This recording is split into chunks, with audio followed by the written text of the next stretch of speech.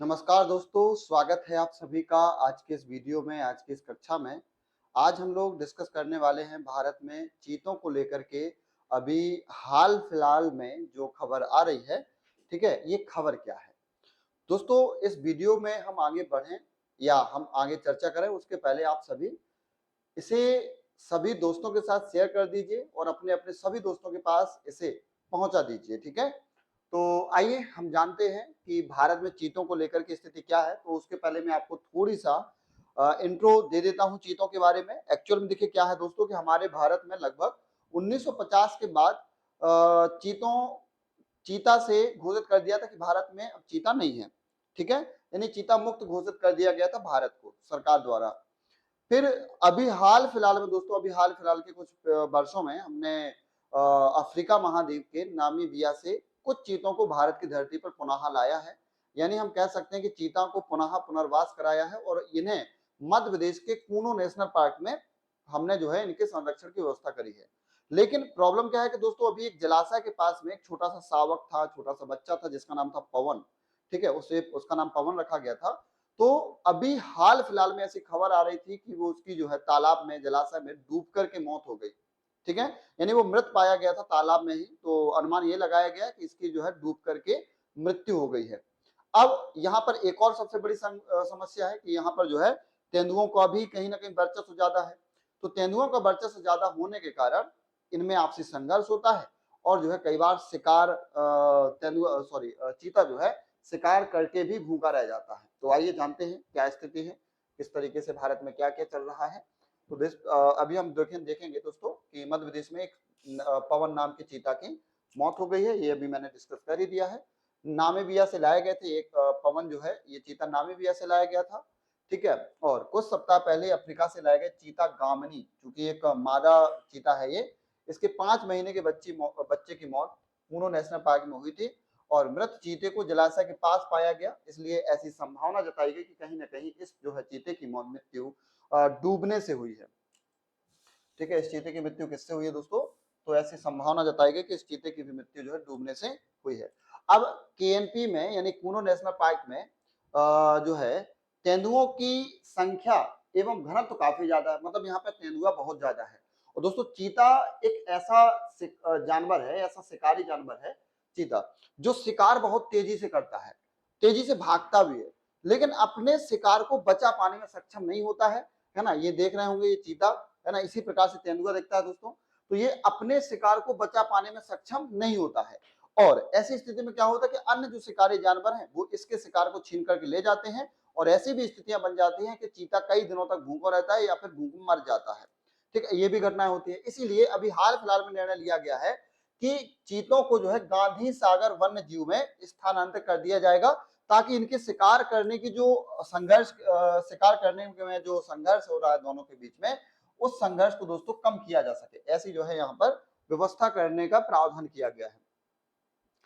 अभी हम देखेंगे इनका सह अस्तित्व क्या है। तो अफ्रीका में चीते, तेंदुए एवं शेरों के साथ सह अस्तित्व में रह रहे हैं। मतलब अफ्रीका में जो चीते हैं दोस्तों, अफ्रीका में जो मांसाहारी जानवर है वो चीते भी है, तेंदुआ भी है और शेर भी है, मतलब साथ साथ रहते हैं। लेकिन भारत में कूनो नेशनल पार्क में तेंदुओं की उच्च चीतों के लिए शिकार बायोमास को कम कर सकता है, मतलब तेंदुआ जो है ज्यादा शिकार कर सकता है और चीता को शिकार कम मिल सकता है ना? जो फिर से वही स्थिति बनेगी कि ये भूखे रह सकते हैं। भारत में तेंदुओं की स्थिति पर एक 2024 की रिपोर्ट पर हम नजर डाल देते हैं दोस्तों। देश में सबसे ज्यादा तेंदुए मध्य प्रदेश में है। 2018 में 3,421 तेंदुए मध्य प्रदेश में थे, जो 2024 तक बढ़कर 3,907 हो गए हैं। और इसी प्रकार से दोस्तों गांधी सागर वन्यजीव अभयारण्य में 64 तेंदुए थे, जिनमें से 15 को स्थानांतरित किया जा चुका है। ठीक है, ये डेटा दोस्तों याद रखिएगा कि मध्य प्रदेश में 2018 में देखिए 3,421 थे और अब बढ़कर के 3,907 हो चुके हैं। ठीक है, इनको बढ़ा भी दिया गया है, सॉरी ट्रांसफर भी किया गया है। वर्चस्व की जंग को हम बात करें दोस्तों, तो वर्चस्व की जंग में वर्चस्व की जंग में विशेषज्ञों के अनुसार शेर एवं तेंदुए जैसे जो शिकारियों की जो उपस्थिति होती है, चीते के क्षेत्र एवं शिकार प्रणालियों को प्रभावित करती है ना? ये सारा कुछ वही है कि एक्चुअल में यदि चीता होगा और शेर होगा या तेंदुआ होगा, तो चीते को अपने शिकार को छोड़ना पड़ जाएगा और वो दोनों जो है इसके शिकार पर कब्जा कर सकते हैं। तो ये जो है इनके वर्चस्व की जंग होती है, मतलब भोजन करने के लेकर के, शिकार करने के लेकर के। अब यहाँ हम देखेंगे दोस्तों शिकार की कमी क्या है। तो गांधी सागर वन्यजीव अभयारण्य में इनके लिए सबसे जो शिकार है वो क्या है, चिंकारा है, इनका भी शिकार कर सकते हैं, ये चीतल का शिकार कर सकते हैं, मतलब इन जैसे जानवरों का शिकार कर सकते हैं, जो तेंदुए एवं चीतों के लिए मुख्य आहार है ना, तथा इनके घनत्व में भी कमी है। कूनो नेशनल पार्क में प्रति वर्ग किलोमीटर औसतन 17 शिकार जानवर पाए गए। आदर्श रूप से प्रति वर्ग किलोमीटर 36 से 60 चीतल होने चाहिए, जबकि यह संख्या केवल 18 से 20 ही है, मतलब बहुत कम यहाँ पर चीतल है। इस कारण से जो है यहाँ पर दोस्तों शिकारी जो जानवर है वो भूखे रहने की भी संभावना है, स्पेशली चीतों के लिए। विशेषज्ञों के अनुसार वन्यजीव अभयारण्य एवं केएनपी में घासों के विभिन्न प्रजातियों सहित चिंकारा एवं चीतल जैसे शाकाहारी जानवर के इन सीटू संरक्षण पर ध्यान देना चाहिए, ताकि केएनपी का समस्त पारितंत्र बेहतर हो सके। इन सीटू का मतलब होता है दोस्तों जो पुनर्वास उनके लिए वेस्ट हो, उसी पुनर्वास में यानी उसी स्थान पर उनको बसाया जाए जिसके लिए वो बने हो। ठीक है, तो ये कहलाता है दोस्तों इन सीटू। अब यहां हम देखेंगे बढ़ती मौतें, इनका बढ़ती मौतों का कारण क्या है दोस्तों। इनकी बढ़ती मौतों का कारण क्या है, तो जब से भारत में चीतों की पुनर्स्थापना हुई है तब से 8 चीते एवं 3 शावकों की मौत हो चुकी है ना। ये संख्या दोस्तों कम नहीं है, ये संख्या बहुत है ना, अपने आप में ये संख्या बहुत ज्यादा है ना। 8 जो है चीते मारे जा चुके हैं और 3 शावकों की मृत्यु हो चुकी है। मौतों के प्रमुख कारणों में से किसी को संक्रमण हो जाता है, किसी को कार्डिया पल्मोनरी फेलियर मतलब जो है श्वसन से संबंधित है ना फेलियर एवं सेप्टिसीमिया शामिल होते हैं। शावकों की मौत का प्रमुख कारण है डिहाइड्रेशन यानी गर्मी की ज्यादा स्थिति बनना या पानी की कमी हो जाना। अमृत चीतों के जो नाम है दोस्तों, सबसे पहले जो मौत हुई है वो सासा की हुई थी, है ना। सासा कुछ मिलता जुलता है मासा जैसा, है ना। मोगली देखा होगा, मोगली एक सीरियल आता था उसका, माशा तो है ना। फिर इसी प्रकार से उदय, दक्षा, तेजस, सौर, पवन, है ना। पवन की जो है अभी हाल फिलहाल में शावक की जो है मृत्यु हो गई है। ठीक है, इसकी अभी हाल फिलहाल में मृत्यु हो गई है पवन की। जैसे अभी बताया कि जलाशय में डूब करके इसकी मृत्यु जो है अभी हाल फिलहाल में हुई है। सेप्टिसीमिया क्या है दोस्तों, तो यह एक गंभीर बैक्टीरिया जनित रक्त संक्रमण होता है। यह संक्रमण तब होता है जब बैक्टीरिया शरीर के किसी हिस्से जैसे मूत्राशय, किडनी, फेफड़े या त्वचा के माध्यम से शरीर में प्रवेश कर जाता है। यह बेहद खतरनाक एवं जानलेवा होता है तथा चरम अवस्था में सेप्सिस में बदल जाता है। सेप्सिस में बदल जाता है। सेप्सिस की स्थिति में शरीर के ऊतक एवं अन्य अंग खराब होने लगते हैं एवं मौत का कारण बनते हैं। सेप्सिस जो है ये जीवाणु के साथ साथ वायरस, प्रोटोजोआ एवं कवक आदि के रक्त प्रवाह संक्रमण से भी हो सकते हैं। ठीक है, यानी इनके भी संक्रमण से इनके होने के चांसेस होते हैं, सेप्सिस के होने के चांसेस हो जाते हैं दोस्तों। ठीक है, सेप्टिसीमिया जो है, सॉरी सेप्टिसीमिया जो है या सेप्सिस जिसको अपन बोलते हैं, संक्रमण मनुष्यों में भी होता है और मनुष्यों में यह सेप्टिक शॉक, अंग विफलता एवं यहां तक की मृत्यु का भी कारण बन सकता है। ठीक, यानी हम ये कह सकते हैं कि यह काफी गंभीर बीमारी है। यहाँ पर देखिए ये एक जो है मानव की स्थिति दिखाई गई है इस चित्र में, और आप देख रहे होंगे कि कैसे जो है हल्के हल्के फुंसी, हल्के हल्के फोड़े टाइप के दिख रहे हैं, है ना। तो ये जो है बीमारी इस प्रकार की होती है। चीतों में सेप्टिसीमिया संक्रमण का प्रमुख कारण उनकी निगरानी के लिए प्रयोग में लाए गए रेडियो कॉलर है। रेडियो कॉलर एक्चुअल में उनके गर्दन पर बांध दिए जाते हैं और उन्हीं रेडियो कॉलर के माध्यम से, ताकि हम उनको ट्रैक कर सकें कि कौन सा चीता कहाँ पर है ना। तो उसकी वजह से चीतों के कंधे या गर्दन के पास लगाए जाने वाला जो छोटा रेडियो ट्रांसमीटर होता है ना, जो उनकी गतिशीलता, व्यवहार, जनसंख्या, अन्य प्रकार के डेटा को उपलब्ध करवाता है। जैसे मान लो दोस्तों हमारे हाथ में कुछ बांध दिया जाए, कुछ हम जो है पहन लेते हैं, मान लो कई बार लोग जंजीर पहन लेते हैं सोने की, तो उनको सुकून नहीं मिलता है। जब वो सो रहे होते हैं ना तो उनको ऐसा लगता है इसको उतार के सोएं, है ना, रिलैक्स फील नहीं होता। तो ऐसे कहीं ना कहीं जो रेडियो कॉलर है ना, जो उनके कॉलर में गर्दन में लगा दिया जाता है, उनको भी सुकून नहीं मिलता होगा, तो कहीं ना कहीं समस्या उनके लिए बन रही है। रेडियो कॉलर से चीतों के गर्दन पर घाव हो जाते हैं जो सेप्टिसीमिया का कारण बनता है। सेप्टिसीमिया को सामान्यतः सेप्सिस सिंड्रोम या सिस्टमिक इन्फ्लेमेटरी रिस्पांस सिंड्रोम बोलते हैं दोस्तों। और इनमें से कई सारे और भी नाम होते हैं इन बीमारियों के, जिस कारण से दोस्तों हम इन्हें जानते हैं। अब यहाँ पर दोस्तों कूनो नेशनल पार्क के बारे में जान लेते हैं कि आखिरकार कूनो नेशनल पार्क है क्या। तो मध्य प्रदेश का संरक्षित क्षेत्र इसको संरक्षित, देखिए कोई भी वन क्षेत्र होता है दोस्तों 3 टाइप का होता है, एक तो होता है आरक्षित, दूसरा होता है संरक्षित और एक होता है अवर्गीकृत। तो मध्य प्रदेश में ये इस प्रकार का है कि संरक्षित है, आरक्षित के अंतर्गत नहीं आता है। 1981 में वन्य क्षेत्र वन्यजीव अभयारण्य के रूप में इसको स्थापित किया गया तथा 2012 में राष्ट्रीय उद्यान बनाया गया, नेशनल पार्क बना दिया गया। विंध्याचल पहाड़ी के उत्तरी भाग में स्थित है। मध्य प्रदेश के श्योपुर एवं मुरैना जिले में विस्तार है। हाँ दोस्तों, चंबल की सहायक नदी कूनो के नाम पर इसका नामकरण किया गया, लेकिन अकेली कूनो नहीं निकलती है, और भी यहाँ पर जो है नदियां निकलती हैं।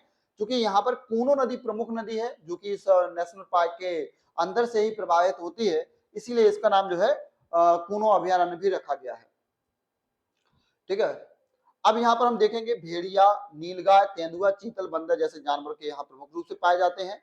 18 सितंबर 2022 को प्रोजेक्ट चीता के तहत नामीबिया से लाए गए 8 चीतों को इसी में पुनर्स्थापित किया गया था, मतलब यहीं पर कूनो नेशनल पार्क में ही उन्हें स्थापित किया गया था दोस्तों।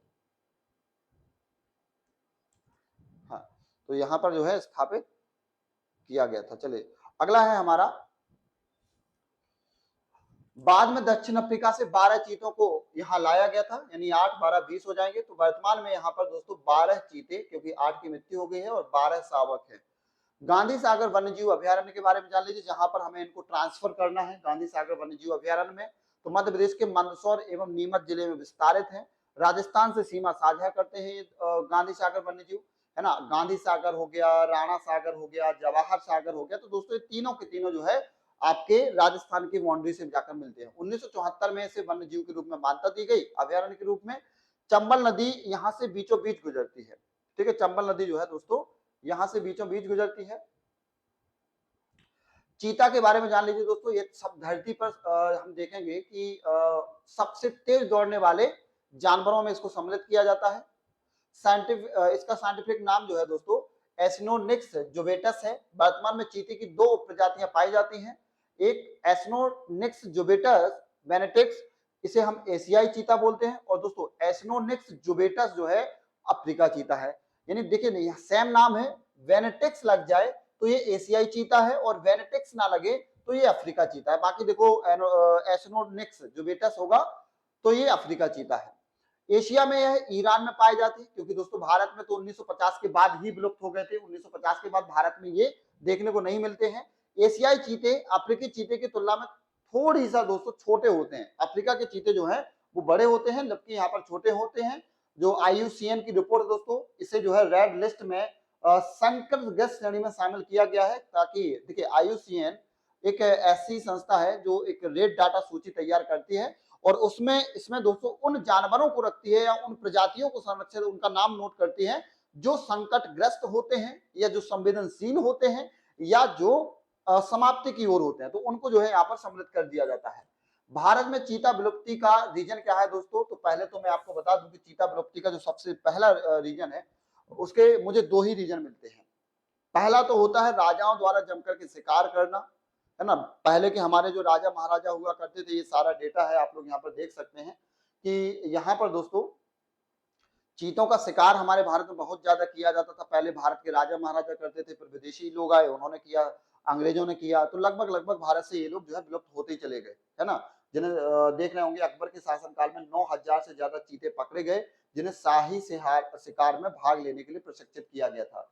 सम्राट जहांगीर ने चीतों की मदद से पालन क्षेत्र में 400 हिरणों को पकड़वाया गया था।